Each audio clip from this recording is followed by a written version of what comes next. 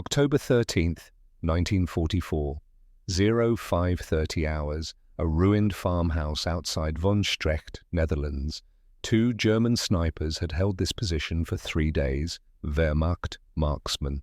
Well-trained, well-equipped, confident in their craft, they'd killed 7 Canadians from the Royal Hamilton Light Infantry, 7 good shots, 7 confirmed kills, the kind of numbers that earned Iron Crosses and extra rations. The first German sniper stopped moving at 0532 hours.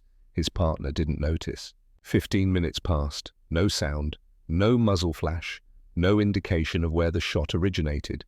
The second sniper tried to wake his partner for the watch rotation at 0547 hours.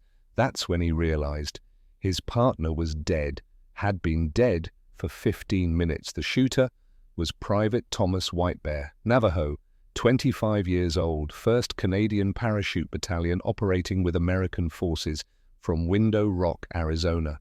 He'd been lying motionless in a drainage ditch 400 meters away. 11 hours, no movement, no sound, breathing synchronized with the wind. The German never saw him, never heard him, never had a chance. By war's end, Thomas Whitebear would become one of the most decorated Native American soldiers in U.S. military history. Military Medal, Silver Star, Bronze Star with V device. But the real story isn't the medals. It's not even the 98 confirmed kills he'd accumulate over 14 months of combat. The real story is how a Navajo boy who learned to hunt mule deer in the Arizona desert brought a technique so effective that German commanders would issue special warnings about it. The Wehrmacht called him der Doppelschatten, the double shadow, because when he moved through terrain, he left no trace, like he existed in 2 worlds simultaneously, one visible, one invisible. The Germans were more right than they knew. Thomas Whitebear had learned to hunt from his father.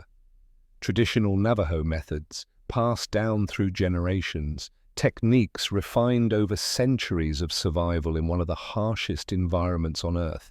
The US Army gave him a rifle and pointed him at Germans. What happened next terrified an enemy that had conquered most of Europe. This is that story, not a story of glory, not a tale of heroism celebrated with parades and victory speeches. This is a story about what happens when ancient knowledge meets modern warfare, when patience becomes more lethal than firepower, when 3 men from different tribes brought skills the military didn't know how to teach, and what happened to them when they came home. Window Rock, Arizona, 1931. 13 years before that German sniper died in a Dutch farmhouse, Thomas Whitebear was 12 years old. Window Rock sat in the northeast corner of Arizona, Navajo Nation, high desert, 7,000 feet elevation, where summer sun could kill you and winter cold would finish the job if you let it. Population maybe 400, depending on the season. The reservation stretched across 27,000 square miles, larger than 10 US states. But wealth, resources, opportunity, none of that existed here. The Great Depression hit everyone hard. But on the reservation, it hit different. There was no economy to collapse. There were no factory jobs to lose. The poverty that devastated mainstream America in 1929 had been standard operating procedure on Navajo land since the Long Walk of 1864. Thomas's family lived in a traditional hogan, 8-sided, 1 room, dirt floor, no electricity, no running water. His father, John Whitebear, worked when he could find it, odd jobs, seasonal labor, sometimes nothing for months. His mother, Sarah, wove rugs, beautiful work, intricate patterns passed down from her grandmother. She could spend 40 hours on a single rug and sell it for $8. $8 to feed a family of 5 for a month. Do the math. Thomas had 2 younger sisters, Lily, 8, Ruth, 6. The family ate based on whether Thomas could shoot straight. No margin for error, no safety net, no grocery store fallback plan. Miss the shot, the family went hungry. That's how Thomas learned patience. His father took him hunting on a cold November morning. First light. Temperature maybe 35 degrees. They walked 3 miles from the Hogan, moving slow. John Whitebear walked like he was part of the landscape. No wasted motion, no unnecessary sound. Thomas tried to copy him, failed, kicked loose stones, snapped dried sage, made noise like every 12-year-old boy. His father stopped, turned, looked at his son with eyes that had seen too much hardship to tolerate carelessness. You hunt deer like white man, you scare deer, deer run, family starve. No.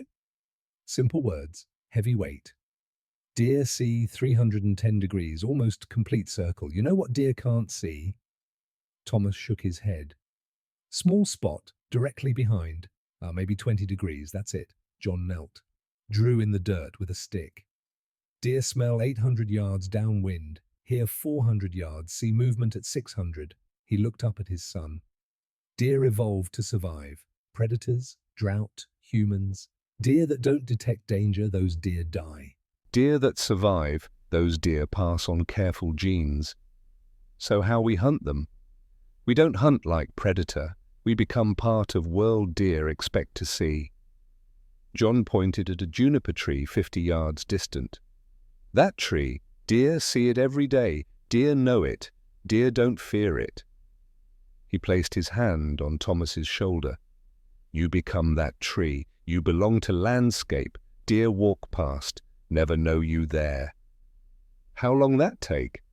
Long as it takes? 1 hour, 3 hours, 6 hours. When you hunt for family survival, patience is not virtue. Patience is requirement. They moved to a ridge overlooking a shallow valley. Good sight lines, natural game trail below, fresh tracks, mule deer, maybe a week old. John found a position behind a cluster of rocks and dried brush. Natural cover. Good concealment. We wait here.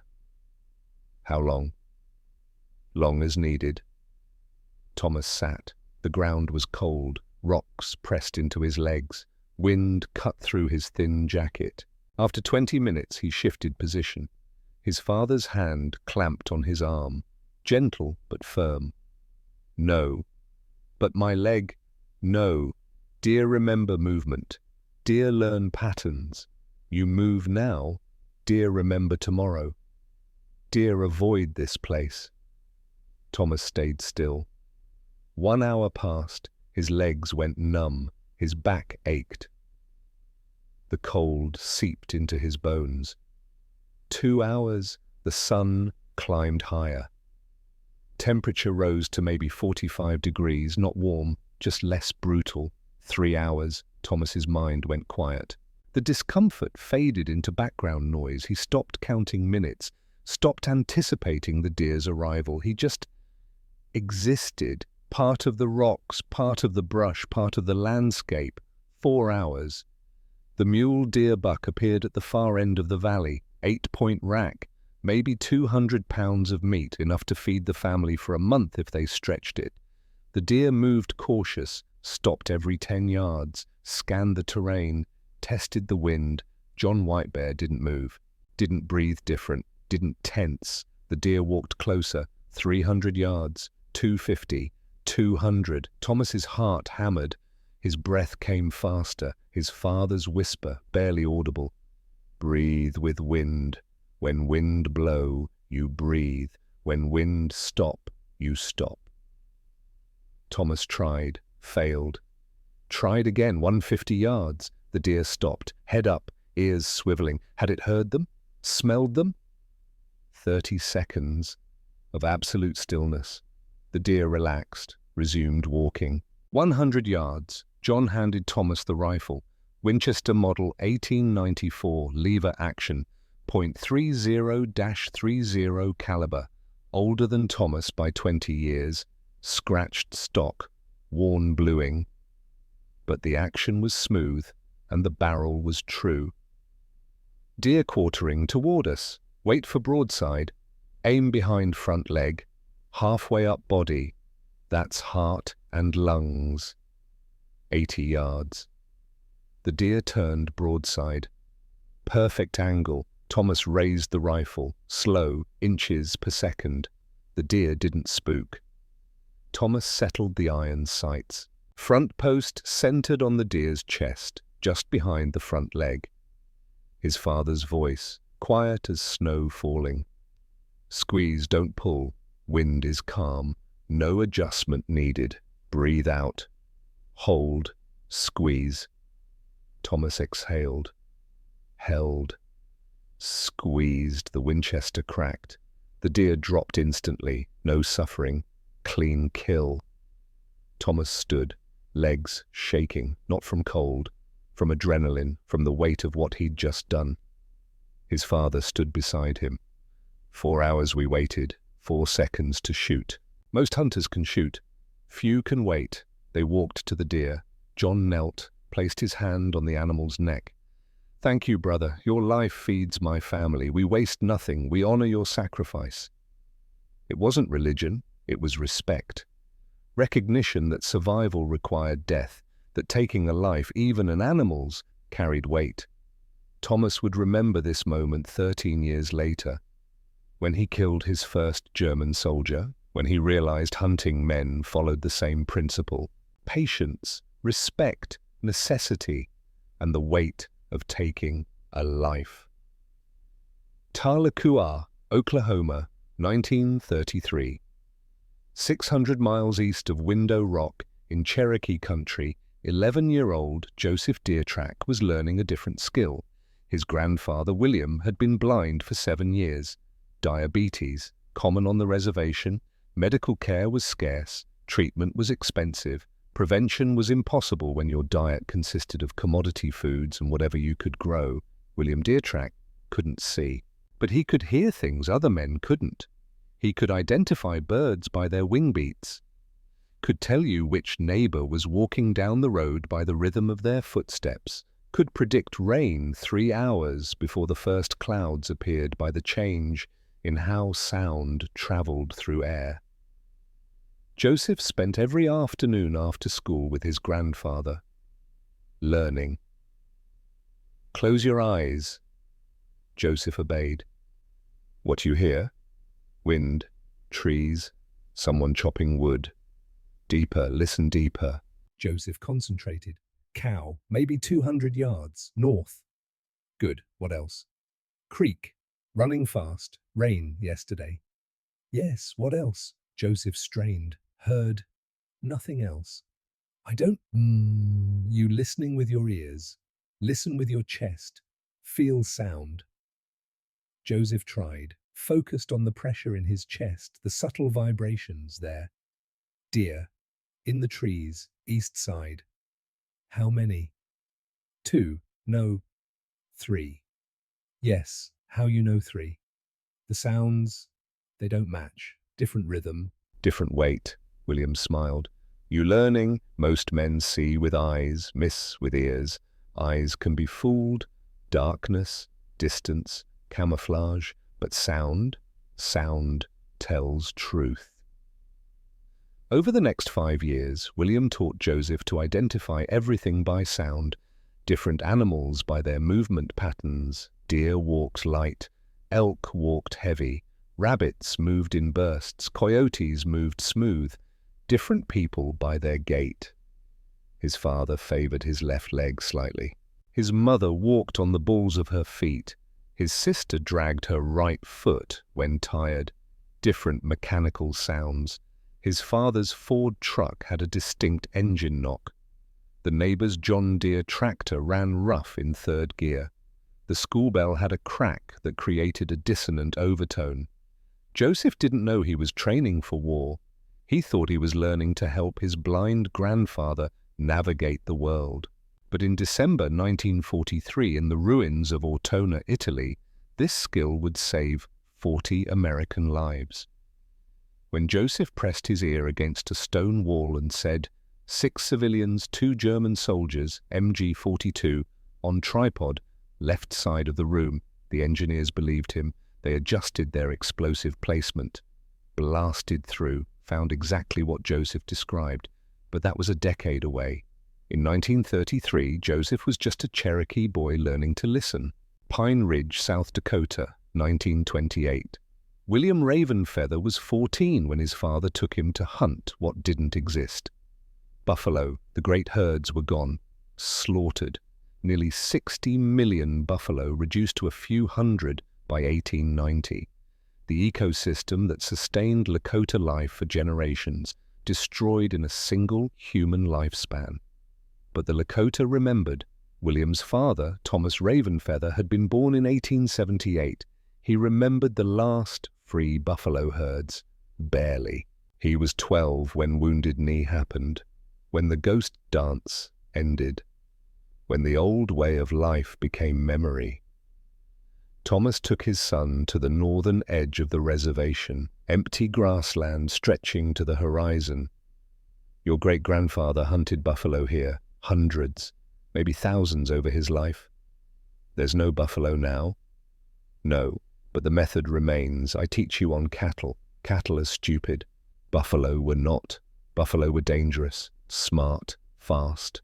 If you could hunt buffalo, you could survive anything.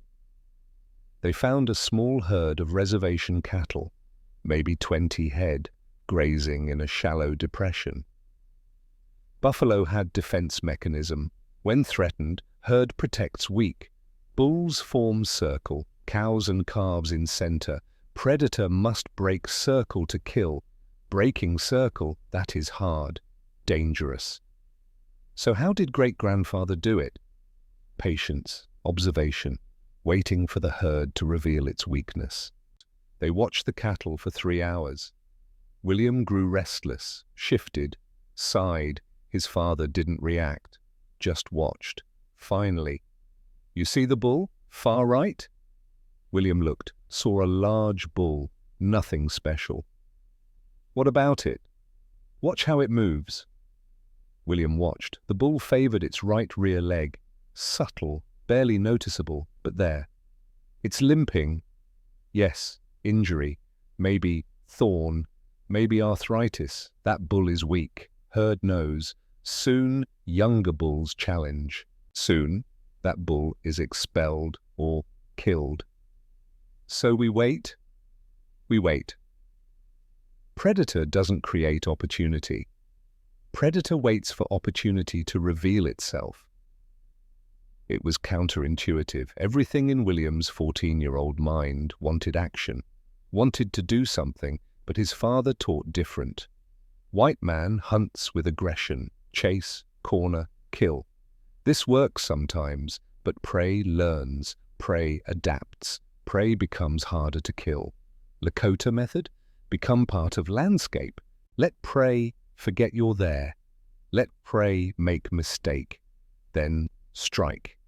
This philosophy would save William's life in October 1944, when he was hunting not buffalo but a German sniper who'd killed 9 Americans in 5 days. William would lie in a flooded Dutch polder for 6 hours, motionless, freezing water soaking his uniform, waiting for the German to make one small mistake. The German made the mistake, William didn't, but in 1928 he was just learning to wait. Fort Benning, Georgia, June 1942. 3 men from 3 different tribes met for the first time in a Georgia training camp. Thomas Whitebear arrived first, enlisted December 1941, 3 days after Pearl Harbor. He was 22 years old, lean, quiet, carried himself like he was used to being invisible. Joseph Deertrack came next, enlisted January 1942, 20 years old, shorter than Thomas. Wore glasses. Didn't look like anybody's idea of a soldier. William Ravenfeather was last, enlisted March 1942, 28 years old, oldest of the 3, Lakota, taller, broader shoulders. He'd worked construction before the war. Hard labor left him stronger than most recruits. They found each other during marksmanship qualification. The range officer called scores. White Bear, 198. Out of 200 possible. Exceptional. Deertrack, 186. Very good. Ravenfeather, 193. Outstanding. The 3 of them stood apart from the other recruits. Not by choice. The other soldiers kept distance, some from prejudice, some from uncertainty, some from simple unfamiliarity. Thomas approached Joseph and William during the lunch break. "You both hunt?" William nodded. "Since I could walk." Joseph smiled. "My grandfather taught me." "Arizona," Thomas said. "Deer mostly, some elk." "South Dakota," William offered. "Cattle now, buffalo before." "Oklahoma," Joseph added. "Deer, turkey, whatever fed us." They understood each other immediately. Not because they were all Native American. The tribes were different, languages were different, customs were different, but the skill was the same: hunting for survival, patience born from necessity, respect for the animal. Understanding that every shot mattered because wasted ammunition meant hunger, they became friends, not dramatic, no speeches, no bonding moment, just three men who recognized common ground. Over the next 6 months, they trained together, learned together, watched each other's backs. The army didn't know what it had. Three men who'd been training for this war since childhood. Not in tactics, not in weapons, but in the fundamental skills that made snipers and scouts effective. Patience, observation, silent movement, reading terrain, understanding how prey, human or animal, perceived their environment. In September 1942, a visitor came to Fort Benning, Marcus Ironwalker, Apache, 57 years old, World War I veteran. He'd enlisted in 1917, fought in France, served with the Princess Patricia's Canadian Light Infantry. Official records credited him with 115 confirmed kills.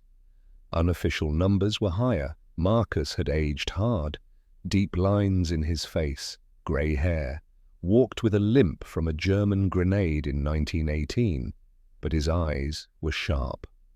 The army brought him to Fort Benning to speak to Native American recruits. Recruitment tool, inspiration, public relations. Marcus spoke to a room of 40 native soldiers. He didn't inspire them, he warned them. They will ask you to use your skills, your hunting knowledge, your patience, your ability to move quiet and shoot straight. The recruits nodded. That's what they wanted, to prove their worth, to show what they could do.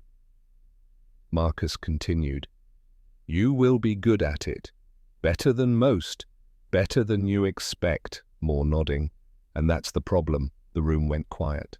"I killed 115 Germans, official count.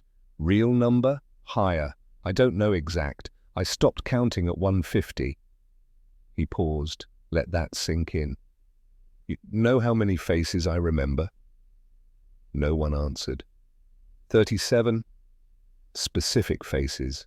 Specific men.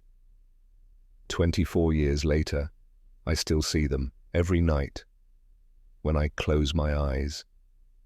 His voice didn't waver, didn't break, just stated facts. Private Hans Müller, Berlin, probably 20 years old. I shot him from 400 yards. He was eating, took a bite of bread right before I fired. Still had bread in his mouth when he died. Feldwebel, someone whose name I never learned, 40 years old, had a photograph in his pocket, wife and 2 children, found it when we took the position later. 2 girls, maybe 8 and 10 years old. Obergefreiter Kurt something. He was writing a letter home when I shot him. Letter was still in his hand. I read it later. He was writing to his mother, telling her he hoped the war would end soon, that he missed home. Marcus looked at the young men in front of him. They will teach you to see targets, range, wind, bullet drop, mathematics. They won't teach you to see men, fathers, sons, brothers. You'll learn that on your own, after. He took a breath. You will be asked to kill. You will do it because it's necessary. Because if you don't, more Americans die. That's true. That's not propaganda. That's the reality of war. But being good at killing doesn't make it glorious, doesn't make it heroic, doesn't make the faces go away. I killed 115 Germans. I saved probably 300 American lives. Those numbers balance on paper. But I still see 37 faces. That's the cost. No one tells you, no one prepares you. You find out after, when it's too late to choose differently.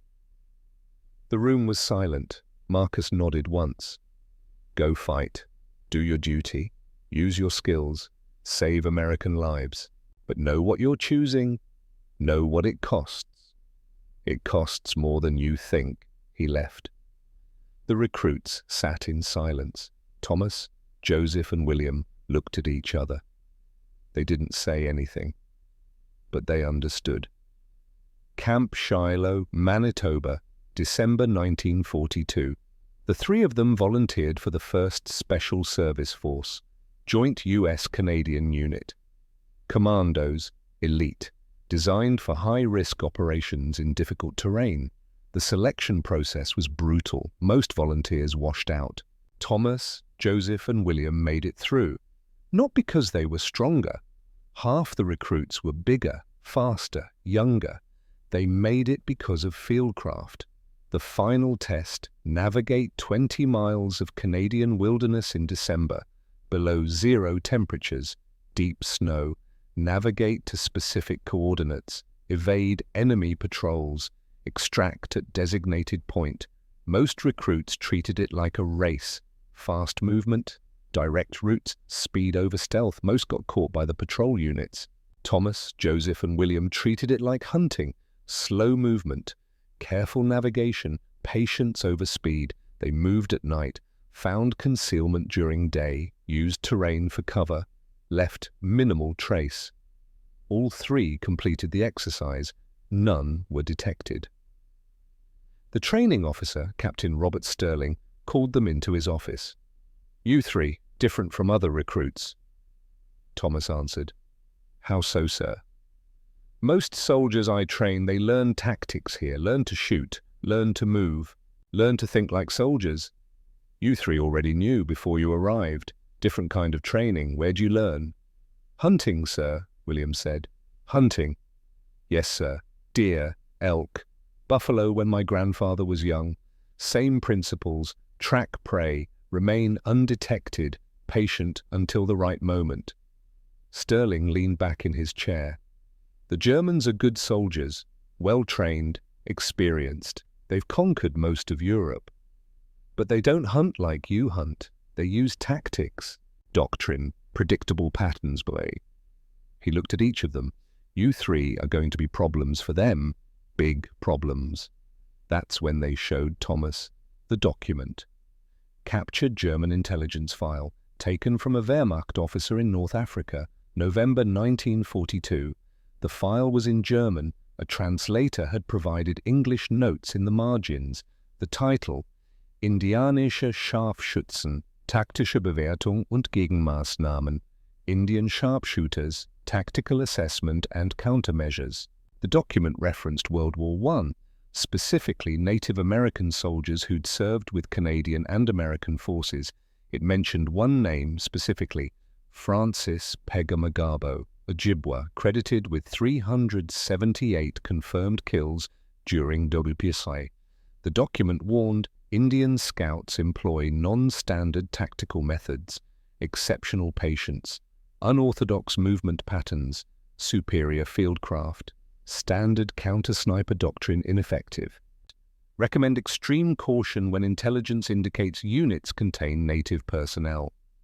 Soldiers should avoid routine patterns, minimize exposure time, treat all terrain as potentially occupied. Thomas read it twice. Joseph whistled low. William shook his head, slowly. They're scared of us, Thomas said. Before they've even met us, Sterling nodded. They should be, because you're not fighting their war. You're fighting your war. With their rules, you'd be good soldiers. With your rules, you'll be ghosts. He stood. You ship out to Italy next month. 1st Special Service Force, deep penetration raids, intelligence gathering, target elimination. Use your skills. Save American lives. Make the Germans nervous. He paused. But remember what Iron Walker said. There's a cost. Don't lose yourself in the killing." They left his office, walked back to barracks in silence. Thomas thought about the German document, thought about being feared before being seen.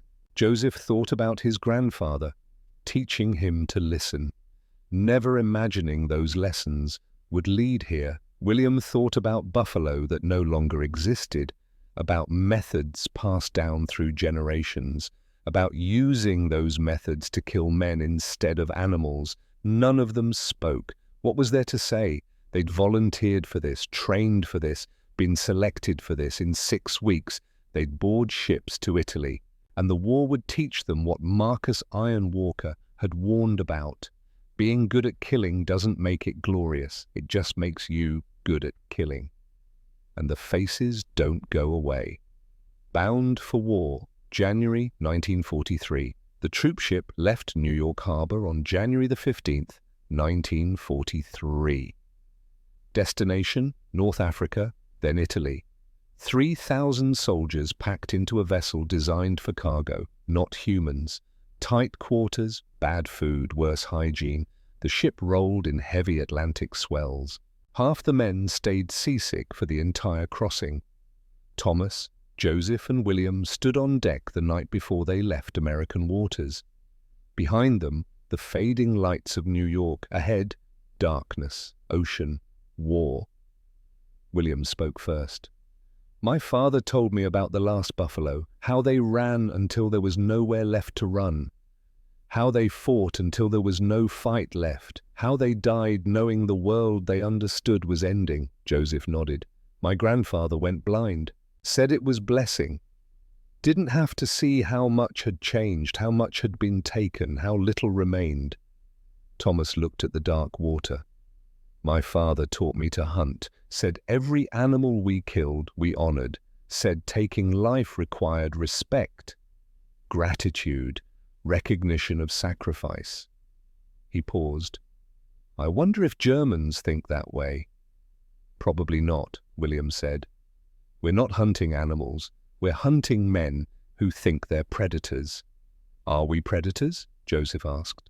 The question hung in the cold Atlantic air. Thomas considered it.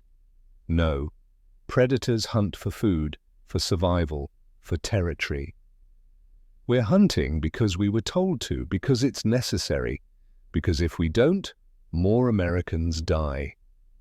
"That's not predator, that's something else." "What?" William asked. Thomas didn't answer, because he didn't know. The ships sailed east, toward a war that would ask them to use skills learned for survival, toward killing that would haunt them for the rest of their lives, toward proving they were exceptional soldiers, and toward a country that would deny them basic rights when they returned. But they didn't know that yet. In January 1943, standing on the deck of a troop ship, they were just 3 hunters going to war. Thomas Whitebear, 23 years old, Navajo, learned to hunt mule deer in the Arizona desert. Learned patience from a father who understood survival, Joseph Deertrack. 21 years old, Cherokee, learned to listen from a blind grandfather, learned that sound tells truth when eyes can be fooled, William Ravenfeather, 29 years old, Lakota, learned to wait from a father who remembered buffalo, learned that predators don't create opportunities, they wait for opportunities to reveal themselves. 3 men, 3 tribes, 3 different skills that would converge into something the German army had never encountered, and 3 futures that would end in tragedy. But that night, on the deck of a troop ship crossing the Atlantic, they didn't know about the cost. They just knew they were ready. The war would teach them differently. Anzio, Italy, February the 15th, 1944. The beachhead was a killing ground. 50,000 Allied soldiers packed into a perimeter 7 miles deep and 15 miles wide, surrounded by German forces on 3 sides. The Tyrrhenian Sea at their backs, no room to maneuver, no room to retreat. The Germans held the high ground. Mountains, hills, perfect observation, every Allied movement visible, every position targeted. American casualties climbed daily, not from grand offensives, from simple exposure. A soldier standing too long in one position, a supply truck taking the same route twice, a command post with smoke from its chimney. The Germans saw everything. And what they saw, they killed.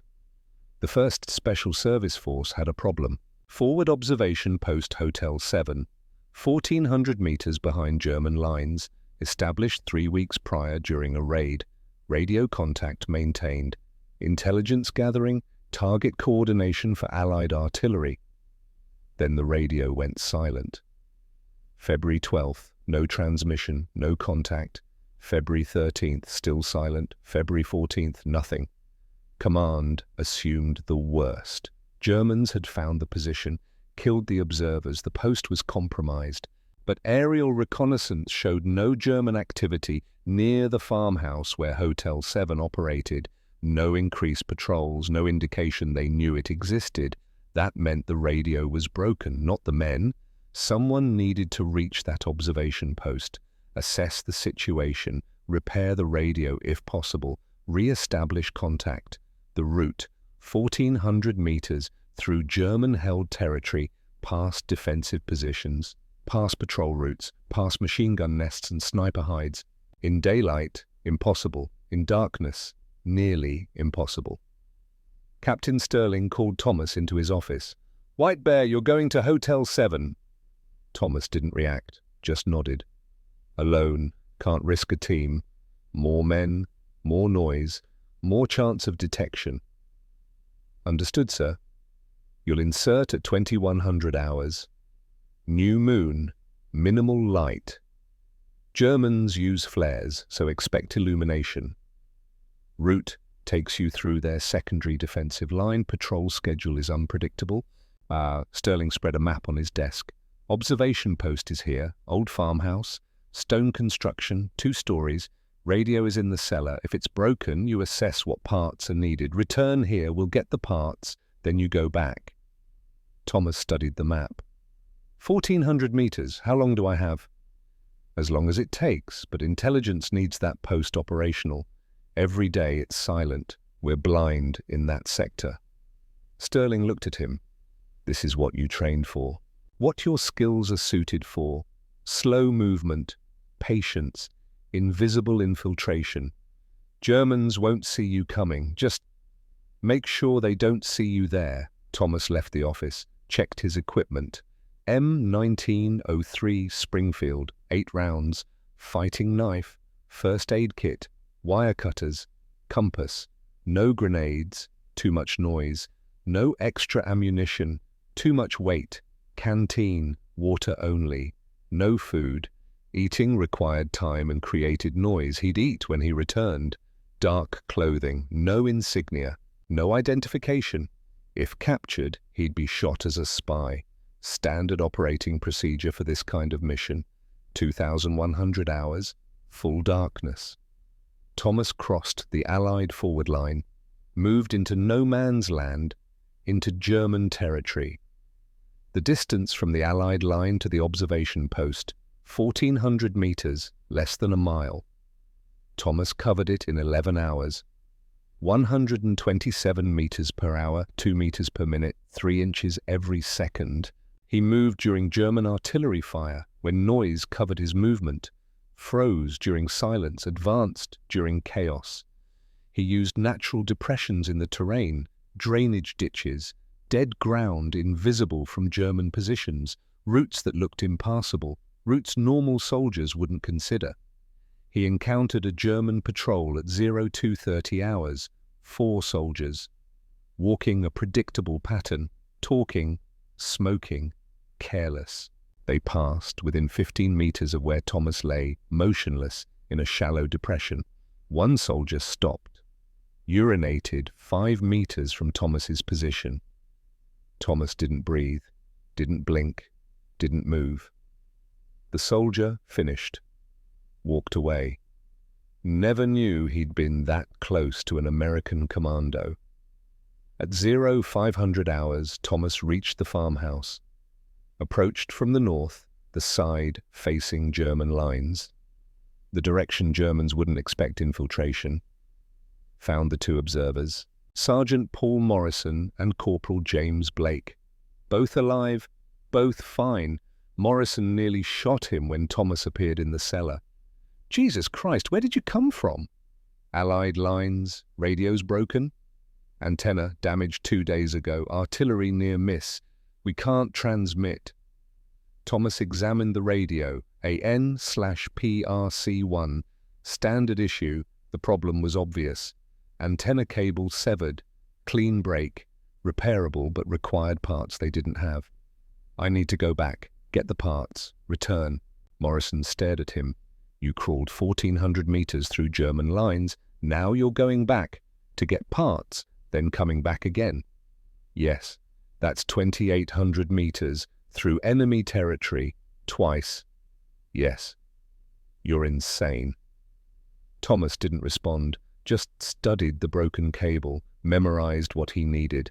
He left at 0600 hours. Dawn approaching, harder to remain concealed in daylight, but staying in the farmhouse all day increased risk of discovery. The return took 9 hours, faster than the insertion. He knew the route now, knew where patrols walked, knew where sight lines were blocked. He reached Allied lines at 1500 hours, reported to Sterling, described the problem, requested parts. Sterling had them ready in 20 minutes. "You're going back tonight?" "Yes, sir." "You need rest." "I'll rest when the radio works." Sterling didn't argue, just handed him the parts. Thomas left at 2100 hours, second night. Covered the same route, faster this time. Reached the farmhouse at 700 hours, 10 hours, better time. He repaired the antenna, tested the radio, confirmed transmission. Morrison's voice crackled through to Allied headquarters. "Hotel 7 operational. We have eyes on target zone." Then Thomas had a problem. The antenna needed to be mounted outside, on the roof, for optimal signal. The existing antenna mount was on the second floor, visible from German positions. The near-miss artillery had destroyed it. Morrison pointed to the roof. "We need the antenna up there, but we can't go out in daylight. Germans are watching. They see us on that roof, they'll shell this position into rubble." Thomas looked at the antenna cable, looked at the roof access, looked at the German positions visible through a crack in the wall. "I'll do it." "In daylight?" "Yes." "They'll see you." "No, they'll see an Italian farmer fixing his roof." Morrison and Blake stared at him. Thomas found civilian clothes in the farmhouse, old shirt, worn pants, farmer's cap. He removed his uniform, dressed like a local. At 1100 hours he climbed onto the roof, moved slow, like an old man, bent posture, no military bearing, just a farmer inspecting damage from the recent fighting. German positions were 600 meters west. Good visibility, perfect sight lines. They were watching. Thomas worked on the antenna mount, slow, methodical. No suspicious movements, just a farmer doing repairs. It took 40 minutes. German soldiers observed through binoculars, noted an Italian civilian on a farmhouse roof. Not a threat, not unusual, not worth reporting. Thomas finished, climbed down, changed back into his uniform. Morrison keyed the radio. "Hotel 7 to command, antenna operational, signal strong, ready for mission." For the next 3 days, Thomas stayed in the farmhouse, transmitted intelligence, coordinated artillery strikes, directed Allied operations. German soldiers walked past the farmhouse. Some came within 20 meters, never suspected 3 Americans were hiding in the cellar. On February 18th, the Germans launched a counterattack. Heavy artillery barrage. The farmhouse took direct hits. The radio survived. The antenna didn't. Thomas went back onto the roof. In daylight. During artillery fire, fixed it again. German forward observers watched. Saw an Italian farmer stubbornly repairing his roof during a battle. Admired his determination. Never realized he was calling artillery strikes on their own positions. Thomas extracted on February 19th, returned to Allied lines, total time behind enemy lines, 4 days, 96 hours, distance traveled 4,200 meters, crawling most of it.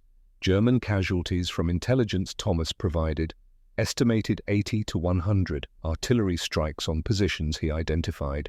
American casualties prevented, unknown, but significant. For this action, Thomas received 2 decorations: Military Medal from the United States, Silver Star from the Joint Command. The citations noted exceptional courage, extraordinary initiative, devotion to duty beyond measure.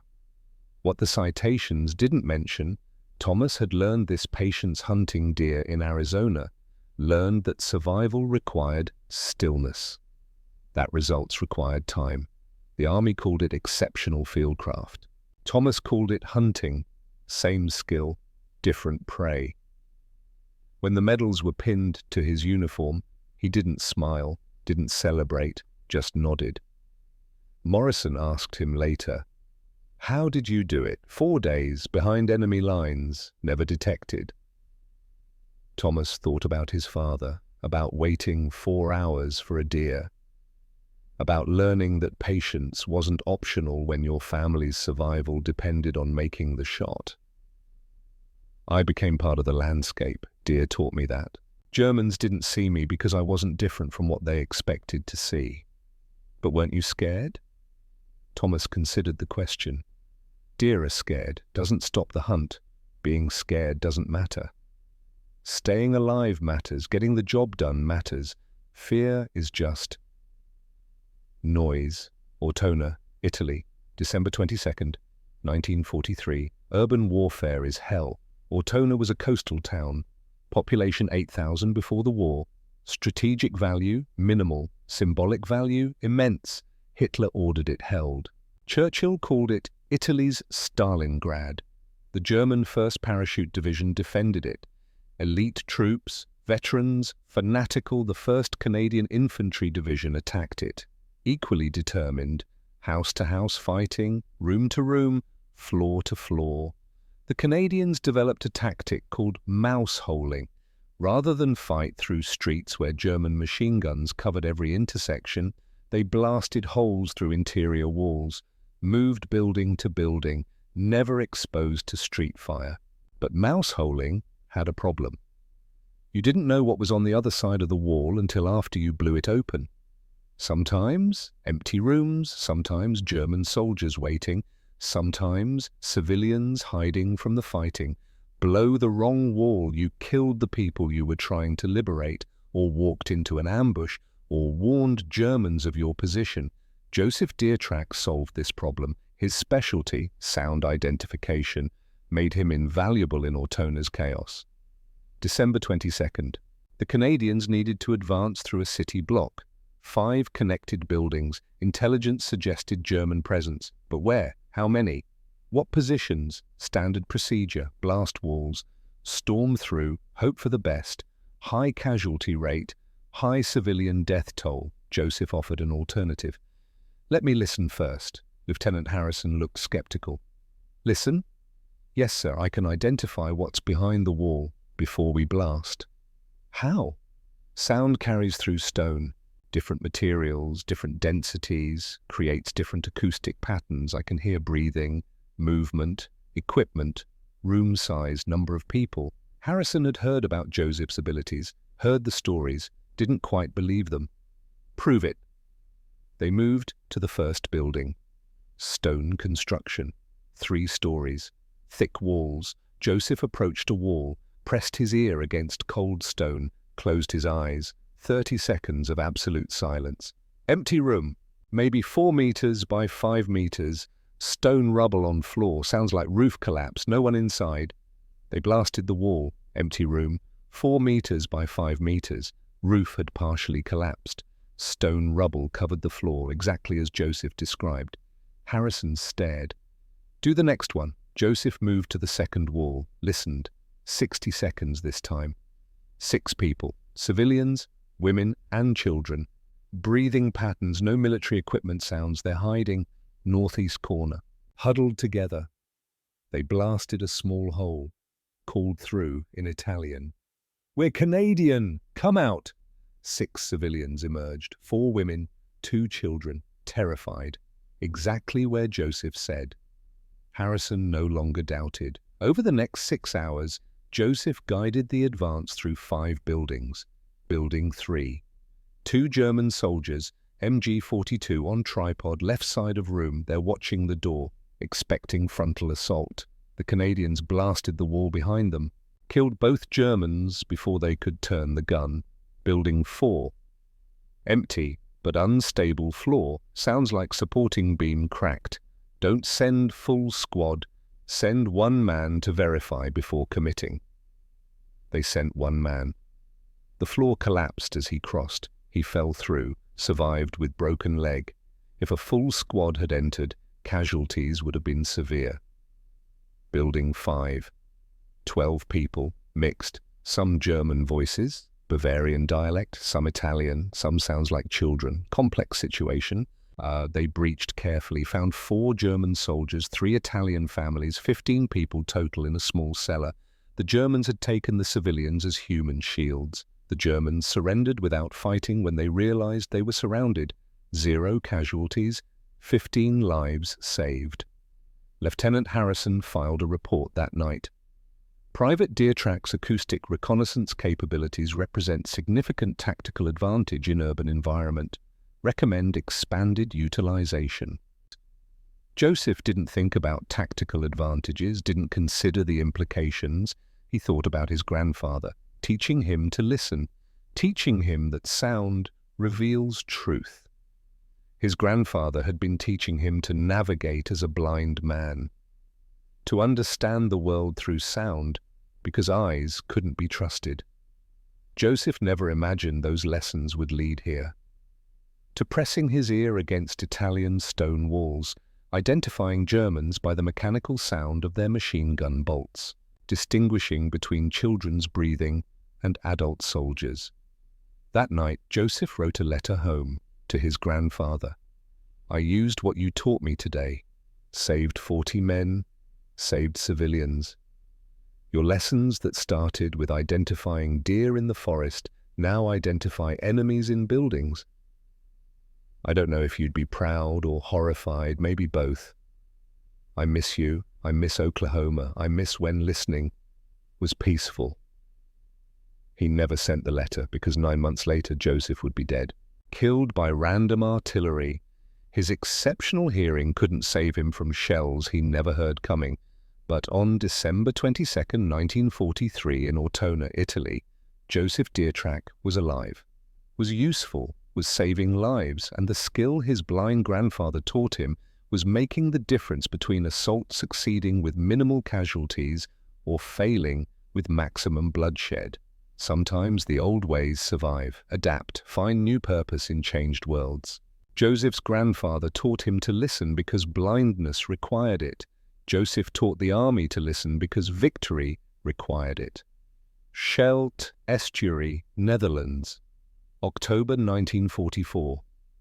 William Ravenfeather hunted men who hunted men. Counter-sniper work. The Scheldt campaign was brutal. The 1st Canadian Army needed to clear German forces from the estuary, open the approaches to Antwerp, allow Allied ships to deliver supplies. The Germans defended desperately, every meter, every position, every strong point. And they had snipers, good snipers, Eastern Front veterans, men who'd survived Stalingrad, Kursk, the retreat through Ukraine. These weren't conscripts, these were professionals. They were killing Canadians at an unsustainable rate. 12 killed in the first week of October. Officers, NCOs, radio operators, anyone who looked important. The Canadian advance slowed. Men became cautious, reluctant to expose themselves. Command needed the German snipers eliminated. William volunteered. The terrain was nightmare ground for this work. Scheldt was polder country, flat, flooded, minimal cover. Every slight elevation was occupied. Every building was fortified. Every tree line was ranged. Finding German sniper positions difficult. Approaching unseen, nearly impossible. William did it 11 times in 3 weeks. His method was simple, brutal, effective. First, Identify the German sniper's position through kill pattern analysis, direction of fire, range, timing. Build a profile of where the shooter operated. Second, approach that position. Not directly, not quickly, slow, patient, sometimes taking 6 hours to cover 300 meters. Third, wait for the German to reveal himself. Through movement, through taking a shot at another target, through one small mistake. Fourth, fire once, confirm kill. Extract.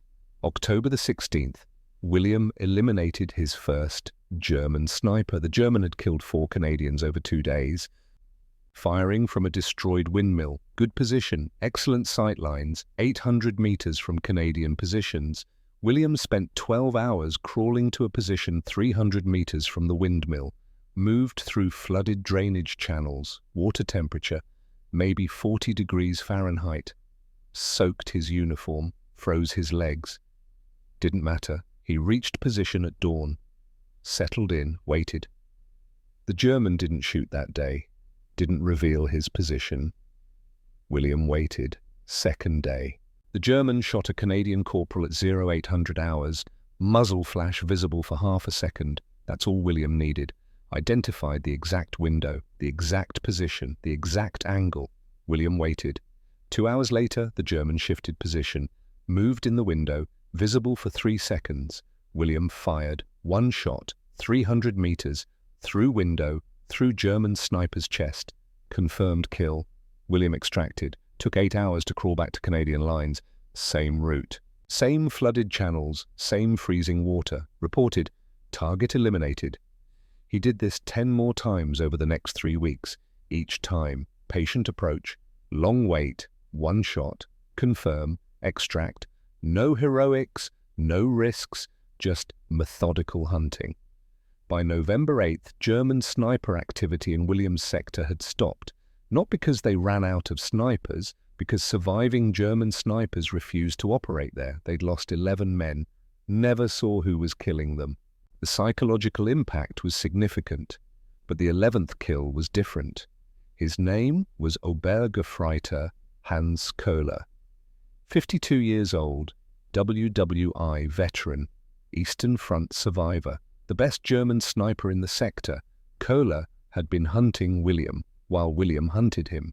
The two of them engaged in a 7-day duel, both using patience, both using terrain, both understanding the psychology of the hunt. November 6th. William located Köhler's position, a fortified bunker, good concealment, perfect sight lines. William spent 18 hours crawling into range, 400 meters through flooded ground, through freezing water, reached position at dawn, November 7th, waited. Köhler didn't shoot, didn't reveal himself, remained perfectly concealed. William waited, hours passed, sun climbed, wind shifted, temperature dropped. At 1400 hours, Köhler moved in the bunker's firing port, shifted his rifle, adjusted his position, visible for 2 seconds. William had the shot. Clear sight picture. Center mass, 400 meters, conditions favorable. He looked through his scope, saw Köhler's face, grey hair, deep lines, tired eyes, saw a man who'd been fighting for 5 years, saw someone's father, saw someone who'd survived horrors and just wanted to go home. William moved his point of aim, 6 inches right, fired. The bullet impacted the bunker's stone wall next to Köhler's head. A warning shot. Köhler flinched, looked toward William's position. Didn't see him. Understood immediately. The American sniper had him, could have killed him, chose not to. Köhler withdrew from the firing port. Didn't shoot again that day. Didn't shoot again in that sector. William returned to Canadian lines. Lieutenant Morrison asked, Did you eliminate the target? No, sir. Why not? William thought about his father, teaching him about buffalo, teaching him that predators wait for weakness, teaching him about respect. He was old, tired. Probably conscripted, probably had family waiting. I could have killed him. But the war's almost over. One more dead German doesn't change that. One more widow does. Morrison didn't agree. Didn't argue, just noted, target still active, continue surveillance. But Kohler never returned, transferred to another sector, or went home, or simply stopped fighting. William didn't know, but he'd made his choice. Killing when necessary, yes. Killing when it served no purpose except adding to the body count? No. The war was breaking something inside him. He felt it, recognized it, tried to maintain some boundary, some line he wouldn't cross. Sparing Kohler was that line. Later, William would question that decision, wonder if mercy was appropriate in war, wonder if sparing one enemy cost Allied lives elsewhere. But in November 1944, looking through a rifle scope at a tired old German who just wanted to survive, William couldn't pull the trigger. Some men celebrated their kills, painted marks on rifles, boasted about numbers. William kept a notebook, like Thomas. Every kill recorded, date, time, range, but also estimated age, physical description, what they were doing when they died. His entries were terse, clinical, but they showed he remembered, that each kill had weight. November 8th entry: did not engage target, enemy sniper, age 50 plus, withdrew after warning shot. 11 confirmed kills this operation, request rotation. He didn't get rotated. The war needed him. The cost begins. September 13th, 1944. Joseph Diertrack died on a Tuesday. Not during assault, not during combat, not doing something heroic. He died because German artillery fired a barrage at random coordinates, hoping to hit something. Anything. They hit Joseph. He'd been moving between positions. Gothic Line offensive, Italy. The campaign to break through German mountain defenses, walking across open ground. 50 meters from cover, the shell landed 12 feet away. Joseph never heard it coming. Despite his exceptional hearing, despite years training to identify sounds, artillery shells travel faster than sound. You don't hear them until after impact, if you survive impact. Joseph didn't. Killed instantly, body fragmented by shrapnel. Unrecognizable, they identified him by his dog tags. Thomas and William were 3 kilometers away when it happened. Didn't know until evening. A chaplain found them. I need to speak with you about Private Diertrack. They knew immediately. The chaplain's expression, the formal tone, the careful approach. He was killed this afternoon. Artillery strike. He didn't suffer. That's what chaplains always said. Didn't suffer. Maybe true, maybe not. It made the living feel better. Thomas didn't feel better. Where? Near Hill 204, moving between. Where's his body? Collection point. You can't. I need to see him. The chaplain started to object, saw Thomas's face, stopped.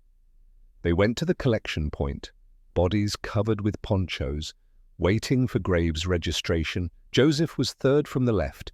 They pulled back the poncho. It was bad. William turned away, threw up.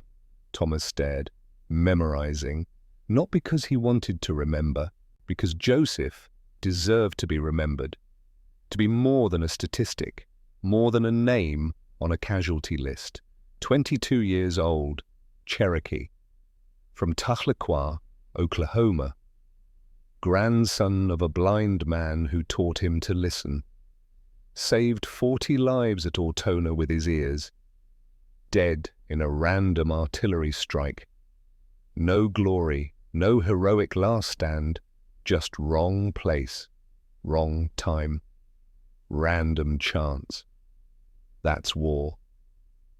William finally spoke. His grandfather won't know for weeks. They'll send a telegram. The Secretary of War regrets to inform you.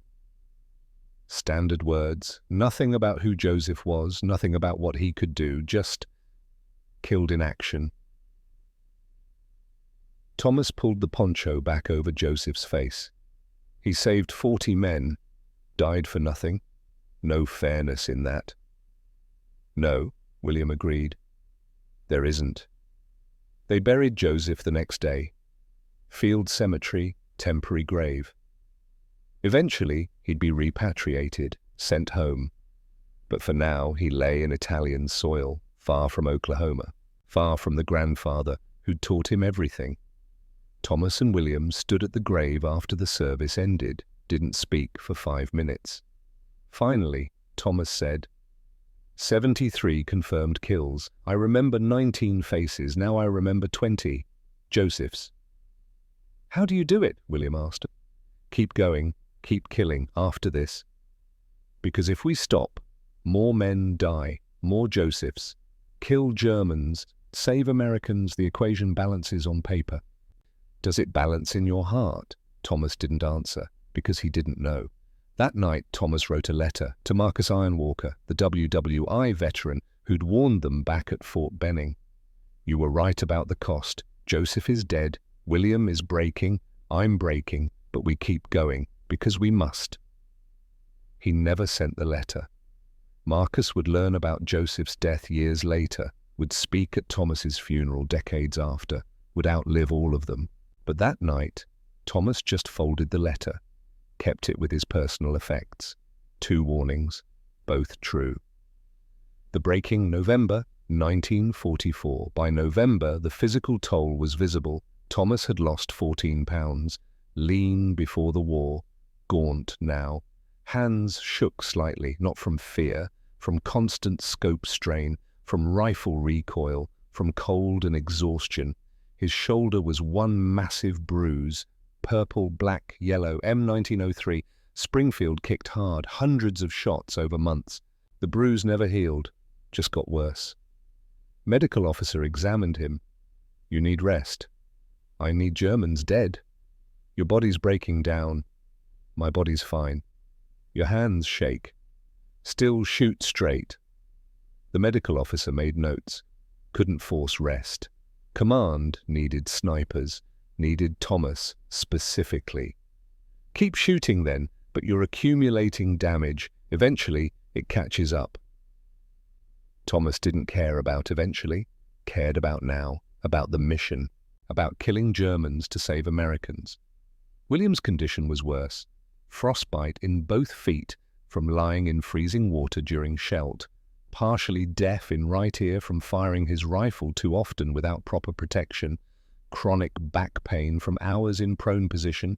He also refused rest. They were breaking. Both knew it. Neither stopped. Because stopping meant someone else had to do the job, someone less skilled, someone who'd die doing what Thomas and William could do and survive. So they kept going. But the psychological damage was worse than physical. Thomas kept a notebook, every kill recorded. By November, 98 entries. He'd memorized 19 specific faces, specific men. Sometimes he'd read the entries at night when he couldn't sleep, which was most nights. Entry 47, October 3rd, range 520 meters. German officer, maybe 30 years old. Blonde hair. Was reading map when I fired, didn't see it coming. Clean kill.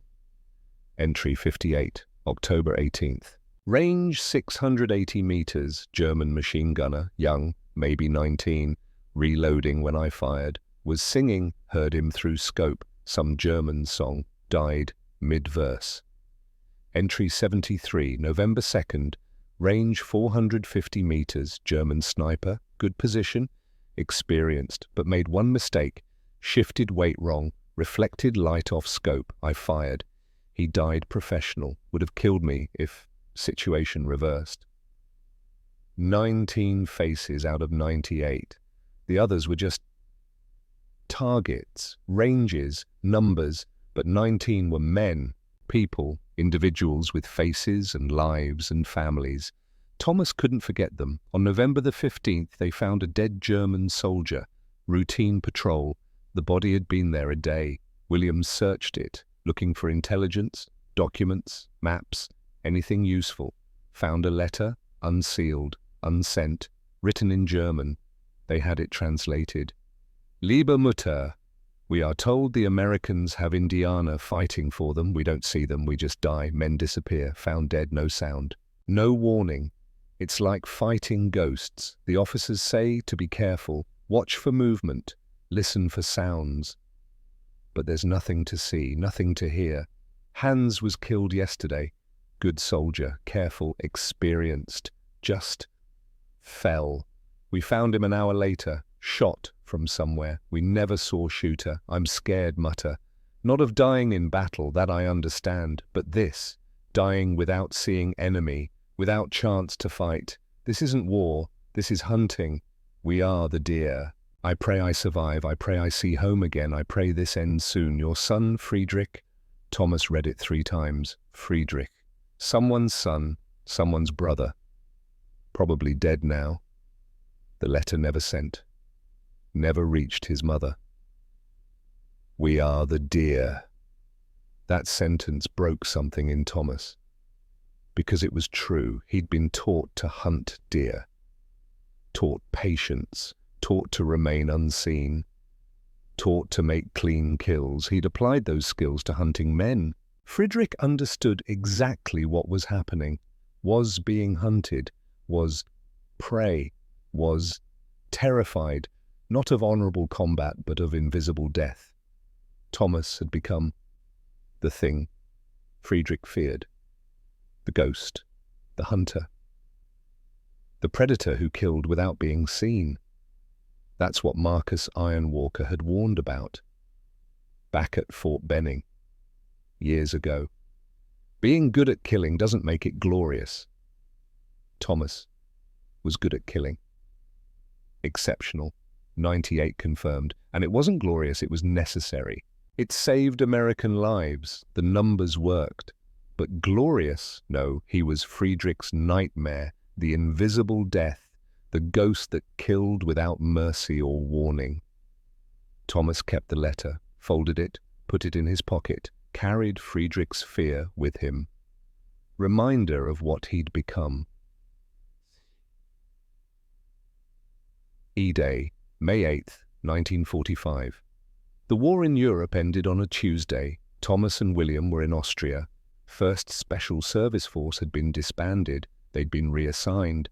Standard infantry. Final push into Germany, into Austria, chasing remnants of Wehrmacht forces that still fought despite everything being lost. When the announcement came, Germany had surrendered. The celebration was immediate. Soldiers cheered, fired rifles in the air, drank anything alcoholic they could find, sang, danced, celebrated survival. Thomas and William sat apart from the celebration, didn't cheer, didn't celebrate, just sat. William finally spoke. It's over. Yes. We survived. Yes. Joseph didn't.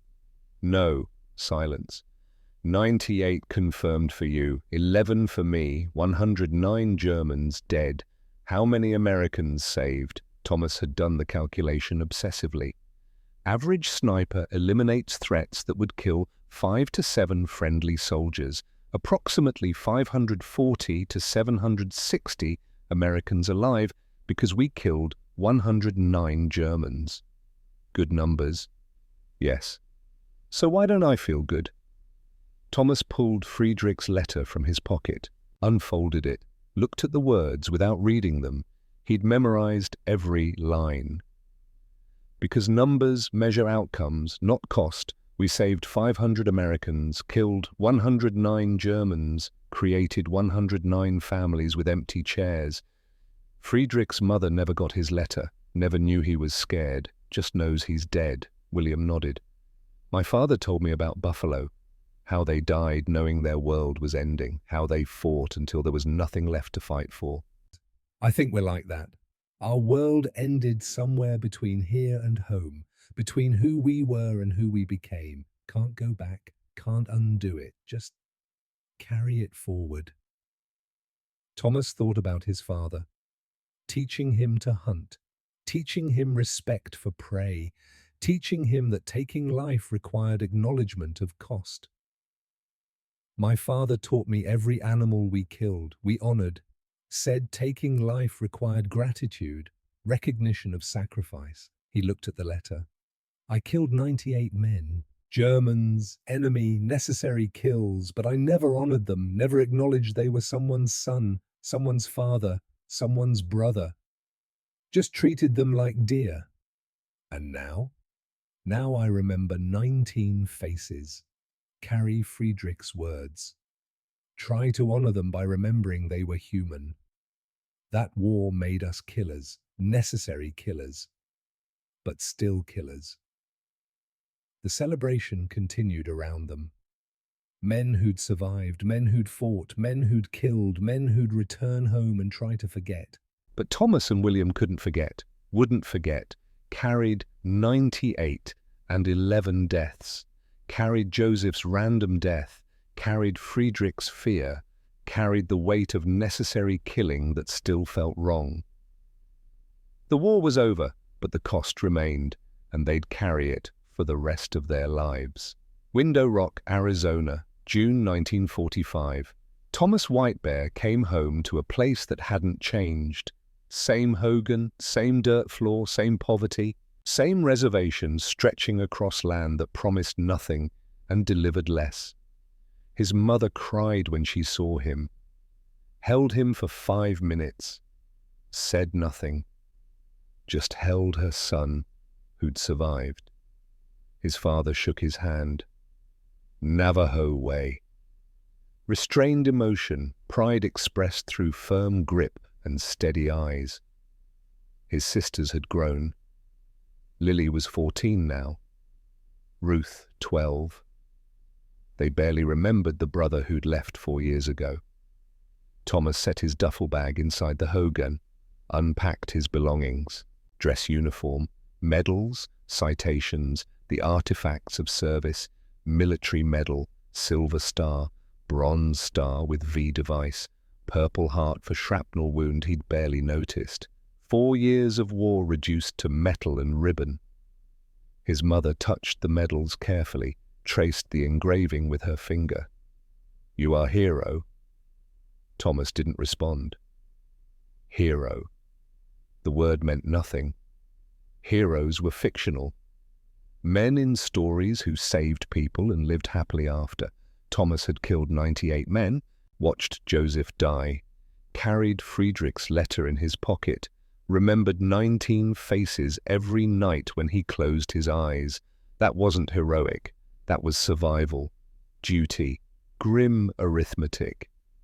He put the medals in a box, pushed the box under his bunk, tried not to think about them. The next day, his father asked the question Thomas had been dreading. "What did you do in the war?" Thomas considered lying, considered saying he'd been supply, something safe that wouldn't require explanation. But his father deserved truth. "I was sniper, scout, hunted Germans like we hunt deer, killed 98, confirmed count." His father absorbed this, nodded slowly. "You remember your first deer, the 8-point buck?" "Yes." "You honored it, thanked it for giving life to feed family, said it was necessary but not celebrated." "Yes." "Same with these Germans?" Thomas thought about Friedrich's final words, about the young soldier singing while reloading, about the officer reading a map who never saw death coming. "I tried, but it's different. Dear don't write letters home, don't have mothers waiting, don't fear invisible death. But it was necessary.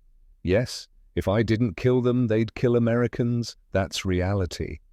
And the cost?" Thomas pulled Friedrich's letter from his pocket, worn now, folded and unfolded hundreds of times. "This and 19 faces I can't forget, and Joseph dead in Italy, and knowing I became someone's nightmare." His father read the letter, didn't speak for a long time. Finally, "You did what was needed, you survived, you came home. Now you must learn to live with what you did. This is warrior's burden, always has been." Thomas understood, but understanding didn't make it easier. The first betrayal, November 1946, 18 months after returning home, Thomas learned what his service meant to his country. Presidential election. November 1946. Thomas was 27 years old, had served 4 years, had killed for America, had bled for America. He went to register to vote. The registrar in Flagstaff looked at his application, looked at Thomas, looked at the application again. "You're from the reservation?" "Yes, sir." "Then you can't vote." Thomas didn't understand. "I'm American citizen. I served in Indian status. Arizona law. Indians aren't considered state citizens. Can't vote in state or federal elections." Thomas placed his discharge papers on the desk. His DD-214, honorable discharge, 4 years service. "I fought in Europe. 4 years, I have medals, I'm veteran." The registrar barely looked. "Doesn't matter. Law is law. You're Indian. Indians can't vote. Come back when the law changes." "When will that be?" "I don't know. Not my problem." Thomas stood there, processing. He'd killed 98 men, crawled through enemy territory, spent 11 hours motionless in a drainage ditch, repaired radio antennas under German observation, survived 4 years of war for a country that wouldn't let him vote for president. The numbers didn't add up. 98 enemy dead, approximately 600 Americans saved through his actions. But he couldn't vote. He walked out of the registrar's office, walked 3 miles, sat on a rock outcrop overlooking the desert, unfolded Friedrich's letter. The words about being hunted like deer. Thomas had made Friedrich's fear real, had been the ghost, the hunter, the invisible death. For what? For a country that still treated him as less than full citizen, that honored his service with medals but denied his vote. The anger came slow, not explosive, not dramatic, just cold, settled, permanent. He'd believed service would prove something, would demonstrate that Native Americans were equals, were Americans, but nothing had changed. Same reservation, same poverty, same discrimination. The war had changed him, made him killer, given him nightmares, taken Joseph, changed nothing else. Second betrayal, January 1947. Thomas applied for Veterans Affairs benefits, GI Bill, housing assistance, education benefits, what every returning soldier received. The VA officer reviewed his application. "You're classified as ward of the government, Indian status. That affects your benefits eligibility." "How?" "Reduced benefits. Can't get full GI Bill. Housing loans are restricted to reservation land only. Education benefits limited to Indian schools." Thomas had seen white soldiers from his unit buying houses in new suburbs, using GI Bill for college, starting businesses with VA loans. None of that available to him. Why? The VA officer looked uncomfortable, not hostile, just bureaucratic. "The law distinguishes between citizens and wards. Indians fall under Bureau of Indian Affairs jurisdiction. Different rules apply. I'm veteran, same as white soldiers." "Yes, but also Indian. The law is complicated." Complicated meant designed to exclude. Thomas walked out, applied for jobs instead. Flagstaff had opportunities, post-war boom, construction, retail, manufacturing, growing economy. Thomas applied to 12 places in 2 weeks. Same response everywhere. "We don't hire Indians." Sometimes polite. "Position has been filled." Sometimes direct. "We prefer to hire our own." Sometimes hostile. "Go back to the reservation." His 4 years of war meant nothing. His medals meant nothing. His service meant nothing. He was Indian. That's all employers saw. Finally, Flagstaff High School had opening, janitor, night shift, cleaning classrooms, emptying trash, mopping floors, starting wage, 60 cents an hour. Thomas took it. The hiring manager looked at his application, saw the military service, saw the medals listed. "You really have Silver Star?" "Yes, sir." What did you do to earn it? Thomas thought about Anzio, 3 days behind enemy lines, repairing radio while Germans walked past, climbing on roof in daylight. Reconnaissance work behind enemy lines. The manager nodded, impressed. For a moment, Thomas thought maybe this would matter. Maybe his service would mean something. "Good for you. Job starts Monday. Night shift, 10 p.m. to 6 a.m. Bring your own cleaning supplies if you have them. Hours are limited." That was it. Silver Star recipient. 98 confirmed kills. 4 years of war. 60 cents an hour. Mopping floors. Pine Ridge, South Dakota. 1947. William Ravenfeather's return was similar. Different reservation, different state. Same outcome. He couldn't vote. South Dakota denied Native Americans until 1948. 1 year later than Arizona. Small difference, same discrimination. His VA benefits were reduced, his job applications rejected, his service ignored. He found work as farm laborer. Seasonal. Uncertain. 40 cents an hour when work was available.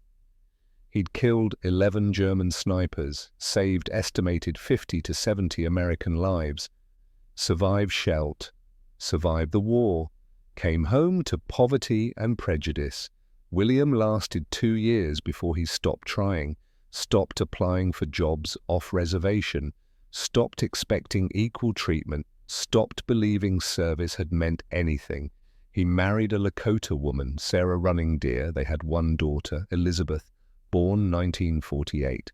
William worked when he could, drank when he couldn't. Not heavily, not destructive, just self-medicating. The nightmares were worse than Thomas's. 11 faces, 11 men, 11 mothers who never got their sons back, and Hans Köhler, the old German William had spared.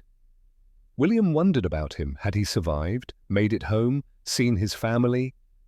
Or had he died anyway, later, somewhere else, making William's mercy meaningless?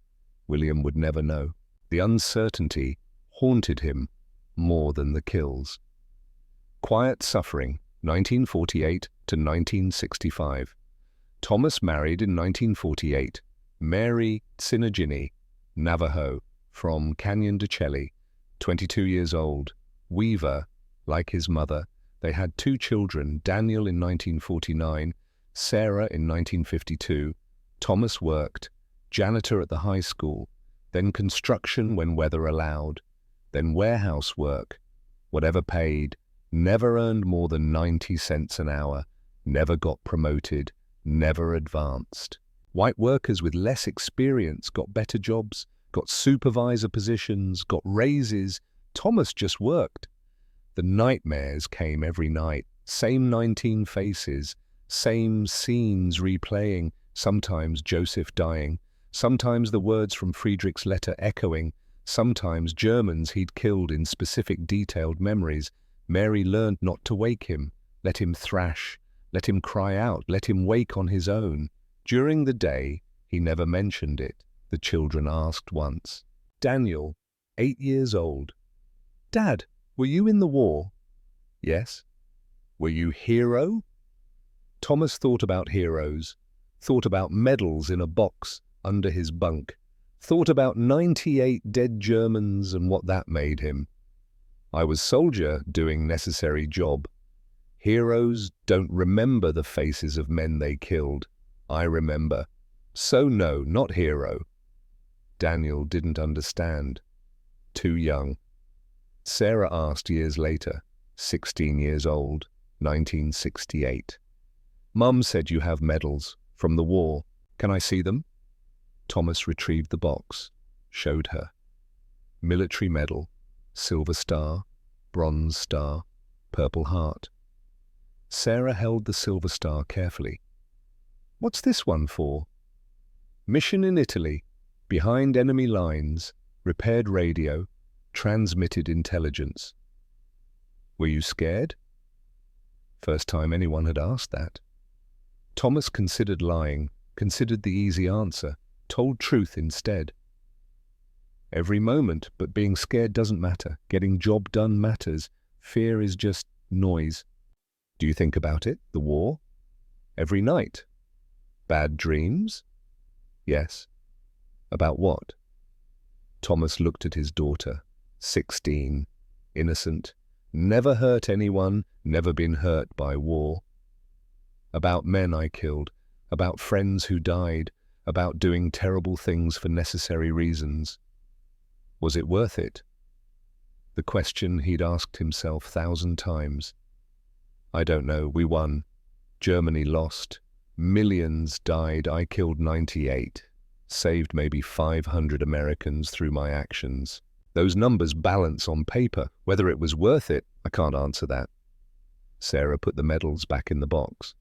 I think you're hero, even if you don't. Thomas didn't argue. Let her believe it. Didn't tell her about what Friedrich had written, about being someone's nightmare, about becoming the thing that made grown men scared to die. Heroes don't carry letters from enemies who feared them. Soldiers do. Korea, 1950 to 1952. When Korean War started, Thomas re-enlisted. He was 31 years old, married, 2 children, stable job. Mary didn't understand. Why? You survived one war, why risk another? Thomas didn't have good answer. The truth, in the army, he was treated like man, like soldier. Skills mattered, service mattered, color didn't. On the reservation, in Flagstaff, in civilian life, he was Indian, second class, ignored, dismissed. In uniform, he was Private First Class White Bear, then Corporal White Bear, then Sergeant White Bear. Respect, recognition, purpose. He served 2 years in Korea, different war, different enemy, same skills. Sniper, scout, reconnaissance added 23 confirmed kills to his count. 121 total across 2 wars, earned another Bronze Star, another commendation, returned in 1952. The nightmares were worse. 23 more faces, 42 total now. Mary noticed the change. Harder, quieter, more distant. Thomas worked, supported his family, never discussed career. Box of medals got deeper, meant less. William's End, 1968. William Ravenfeather died on March 15, 1968. Heart attack, 54 years old, too young. The doctor called it cardiac arrest, natural causes.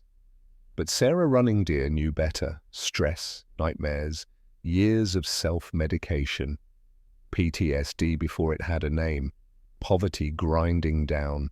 Discrimination accumulating. William's body gave out. Heart couldn't carry the weight anymore. His funeral was small. 12 people, mostly Lakota. His wife, his daughter. Few friends, no military honors, no flag, no recognition, just quiet burial on the reservation. Thomas traveled to South Dakota for the funeral, first time he'd seen William since 1946. They stood at the grave after everyone else left. 11 confirmed kills, Thomas said, saved approximately 55 to 77 American lives, returned home to poverty, died at 54. Numbers don't tell the story. No, you still keeping count? Your kills? 121, WW2 and Korea combined. Remember 42 faces. That's a lot to carry. Yes. They didn't speak for a long time. Finally, Thomas said, we did what was necessary, killed enemy, saved Americans, survived wars. But we didn't survive peace, not really. Peace broke us different way, slower, quieter. William broke first. I'm breaking slower, but same destination eventually. Thomas left South Dakota that evening, never returned, carried William's death with him, along with Joseph's, along with Friedrich's words, along with 42 faces. The weight kept accumulating. Declassification, 1973. Thomas was 54 years old when the letter arrived.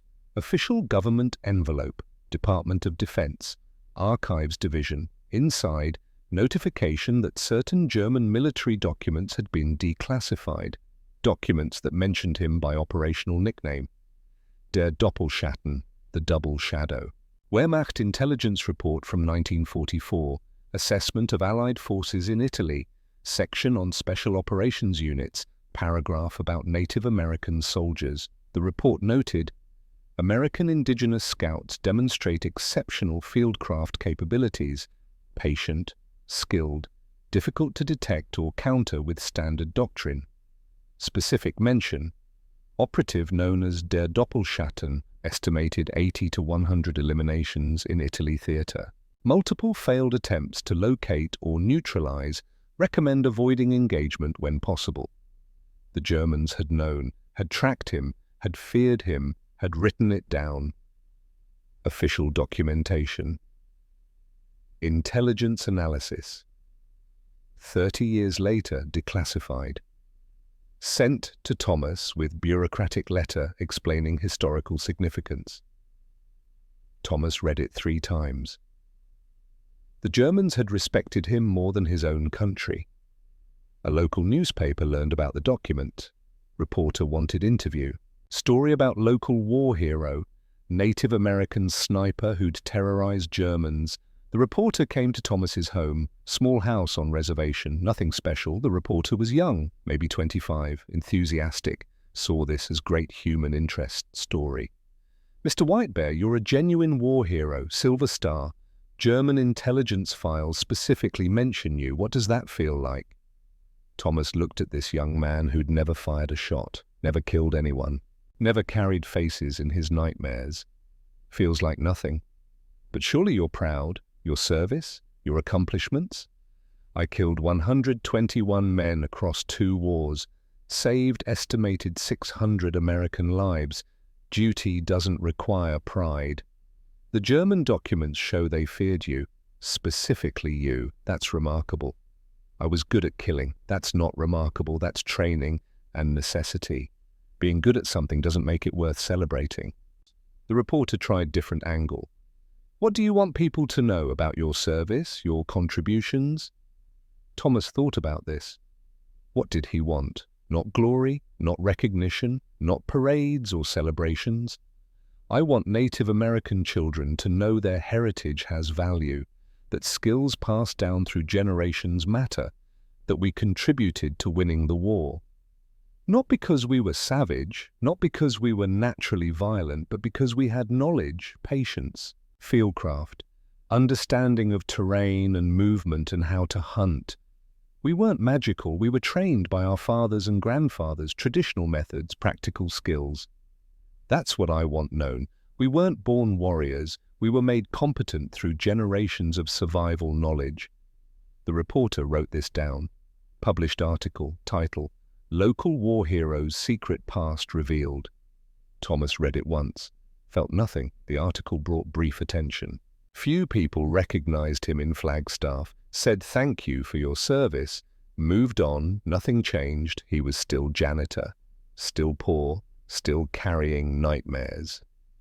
The article faded. Life continued. The final years. 1974 to 1977. By 1974, Thomas's health was failing, liver problems from years of moderate drinking, self-medication for nightmares. PTSD.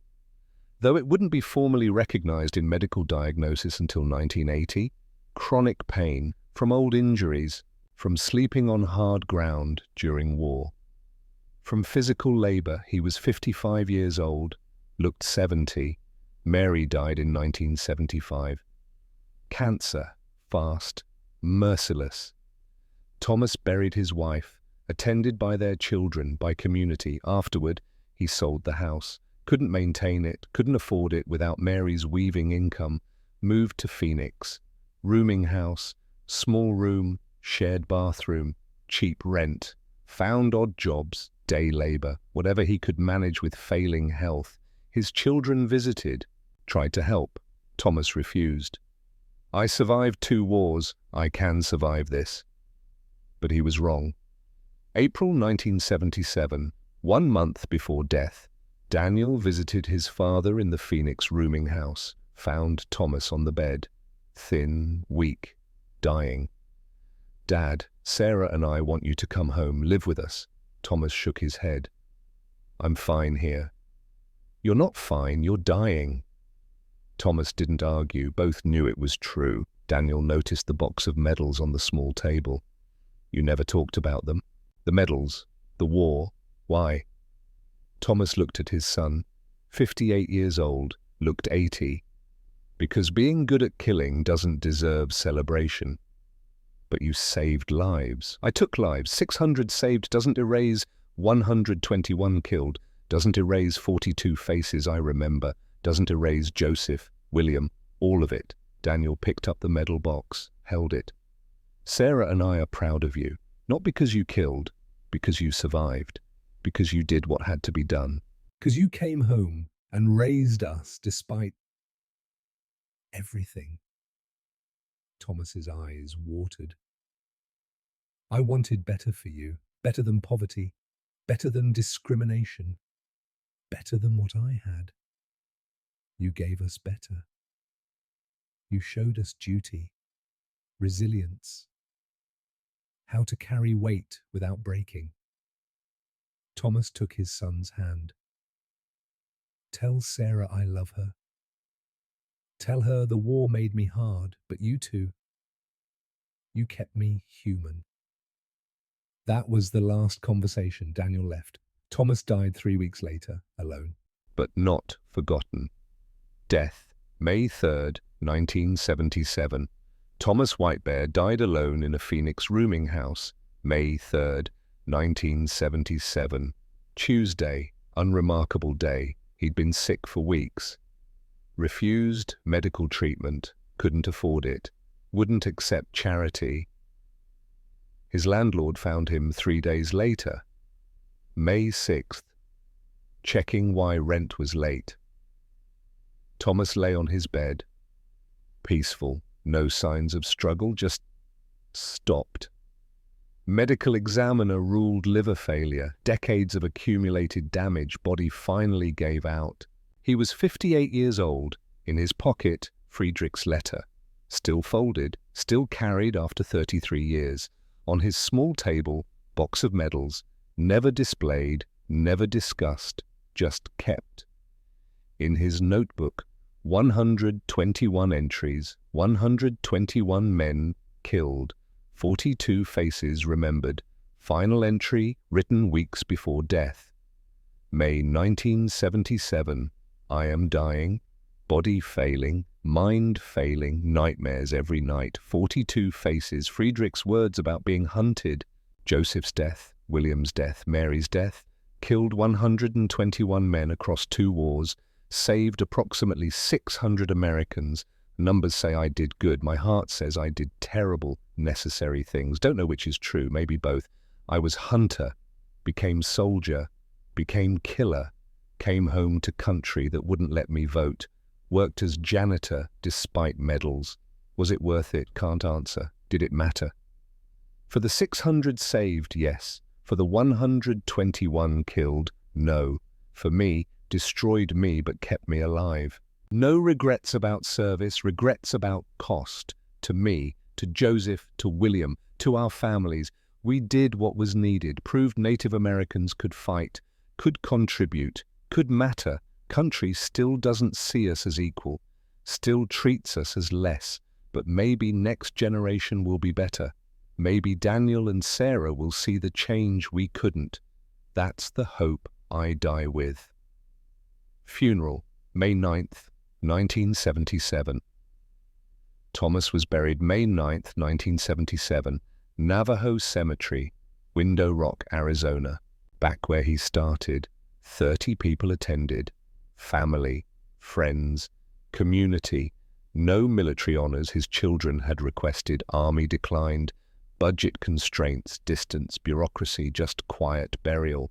One speaker, Marcus Ironwalker, 89 years old now, WW2 veteran, 115 confirmed kills. The man who'd warned Thomas back in 1942. Marcus spoke with voice worn by decades but still strong.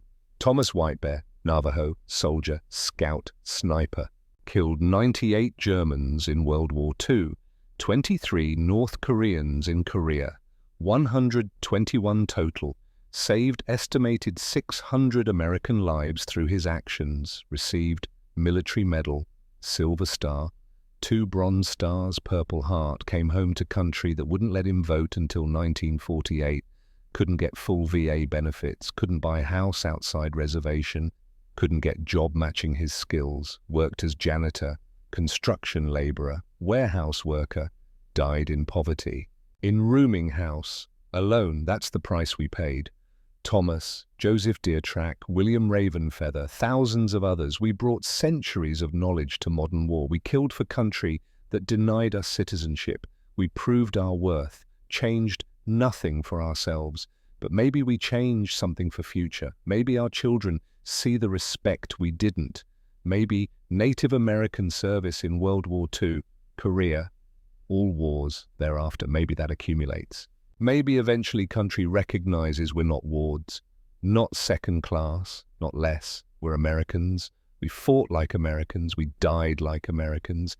Took country 70 years to acknowledge it. Thomas didn't live to see full recognition, but he paved the way to Thomas Whitebear, to Joseph Deertrack, to William Ravenfeather. They were warriors. They deserved better. They got less. But they never stopped believing in duty, in service, in doing what was necessary. That's the legacy. Then Marcus stepped back. The Navajo ceremony followed. Traditional, respectful, final. Thomas Whitebear was buried with his medals, with Friedrich's letter, with his notebook, buried with the weight he'd carried for 35 years. Finally at rest. Legacy, 2015 to 2025. The recognition came too late for Thomas, but it came. 2015. United States Postal Service issued commemorative stamp, Native American Veterans of World War II. Thomas's face on the stamp, simple, dignified. Recognition 38 years after death. His children attended the unveiling, Daniel 70, Sarah 67, 2019, Fort Huachuca, Arizona, Army Intelligence Center, named building after Thomas Whitebear. Whitebear Hall, dedication ceremony. His children attended. General spoke. Sergeant Whitebear represented the finest traditions of American military service. His contributions to intelligence gathering and special operations in World War II established methodologies still used today. The building housed intelligence training, scout training, reconnaissance courses, teaching methods Thomas had used, patience, fieldcraft, silent movement. His techniques had become doctrine. 2023, U.S. Army Sniper School, Fort Moore, Georgia. Instructors taught patience-based engagement protocols, taught slow approach techniques, taught how to remain concealed for extended periods, taught environmental integration, never explicitly credited to Native American soldiers, but the lineage was clear. One instructor interviewed, "We teach snipers that patience is weapon, that being unseen is more important than first shot, that understanding terrain psychology matters more than ballistics. These principles came from soldiers who learned them hunting for survival, who brought that knowledge to war, who proved it worked. We honor that legacy by teaching it." 2017, Iraq, Joint Task Force 2 operation. Native American soldier, name classified, achieved confirmed kill at 3,540 meters, longest recorded sniper kill in history. Post-mission interview declassified 2023. I used techniques learned from my grandfather, learned from tribal hunting traditions, patience, reading wind through observation, understanding how target perceives environment. Same methods Thomas Whitebear used in WW2, same methods passed down generations. Technology gives us better rifles, better optics, better ballistics. But fundamental skills, those came from warriors like Whitebear, like Deertrack, Like raven feather, I'm standing on their shoulders. The final accounting: 44,000 Native Americans served in World War II, from total population of 125,000, 35% enlistment rate, higher than any other demographic group. 550 died in combat. Thousands more died later, from wounds, from PTSD, from poverty, from discrimination. They returned to reservations where they couldn't vote, couldn't get full benefits, couldn't access opportunities given to white veterans. Some states denied Native Americans voting rights until 1962. Full VA benefits weren't guaranteed until 1970s. Equal treatment under law didn't come until 1980s. Most Native American World War II veterans died before seeing full recognition. Thomas Whitebear was one of them, but the legacy survived. Congressional Gold Medal awarded to Native American code talkers in 2013. Recognition of Native American WW2 service in 2019. Acknowledgement that Native Americans contributed disproportionately, served courageously, paid heavy price, not for glory, not for recognition, for duty, for community, for hope that service would prove equality. The numbers are stark: 121 men killed by Thomas Whitebear across 2 wars. Estimated 600 American lives saved through his actions. Lived 58 years, 53 with nightmares, 42 faces remembered. Returned to poverty, died alone. Recognized 38 years too late, but his techniques taught today. His legacy lives in modern military doctrine. His sacrifice remembered. Was it worth it? Ask the 600 Americans who survived because he killed 121 enemies. Ask the 121 families who lost sons and fathers. Ask Thomas, who carried 42 faces until death. The numbers balance on paper. The cost doesn't. Epilogue. The last recording. Marcus Ironwalker died in 1979, 91 years old. WWI veteran, outlived Thomas by 2 years. Before death, he made audio recording, preserved by his family, donated to National Archives in 2020. The recording transcribed: "My name is Marcus Ironwalker, Apache, born 1888, enlisted 1917, fought in France. 115 confirmed kills. I warned them. Thomas Whitebear, Joseph Deertrack, William Ravenfeather. I told them the cost. They didn't listen, or couldn't, or chose to serve anyway. All 3 dead now. Joseph in Italy, William from broken heart, Thomas from broken body. All 3 killed for country that didn't recognize them, came home to poverty, died young. But they proved something, proved Native Americans could fight, could contribute, could matter. Took 50 years for country to acknowledge, but acknowledgement came. Too late for them, but not too late for their children, their grandchildren. Today, Native Americans serve in every branch, every specialty, equal treatment, equal opportunity, equal recognition. That's because of men like Thomas, like Joseph, like William. They paid the price. We inherited the benefit. I'm dying now, 91 years.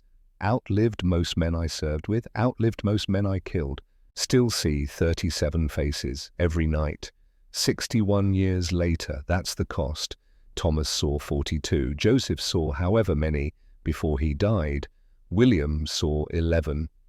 We see them forever. But we don't regret service, don't regret duty, don't regret doing what was necessary.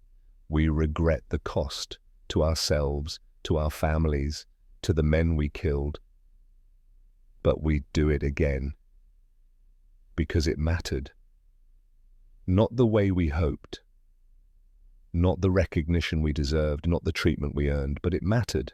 American military is better because we served. Native American community is stronger because we proved our worth. Future generations have opportunities we didn't. That's the legacy. Thomas Whitebear, Joseph Deertrack, William Ravenfeather. They were hunters who became warriors. They were warriors who became ghosts. They were ghosts who became legends. They deserved better. They got less. But they never stopped serving, never stopped believing, never stopped hoping. That's the real heroism. Not the killing, not the medals, not the numbers, the hoping, despite everything, that it would matter. It did. We just didn't live to see it. But it did.